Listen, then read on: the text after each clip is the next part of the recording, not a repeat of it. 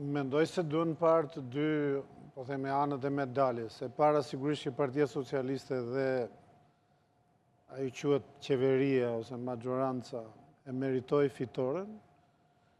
Dhe unë besoj edhe si kur të kishim një opozit më konkuruse, sërish do fiton dhe Partia Socialiste.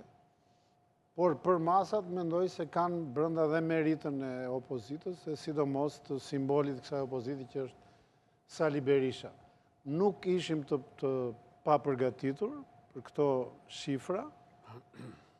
Pra, ishte një pretendim që do kishte shumë më tepër se sa 74 aktuale e parlamentit që është akoma në fuqi deri në shtator.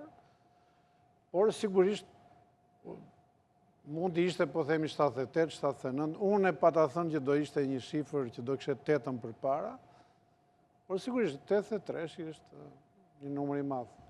Por mendoj që kjo nuk ndryshon shumë. Domethënë mund të ketë lehtësi teknike grupi parlamentar në menaxhimin e kuvendit, në kuptimin e formimit të shumicave në çdo seancë plenare. Por nga pikpamja, mendoj unë, politike nuk ndryshon shumë. Pra është pak a shumë e njëjta gjë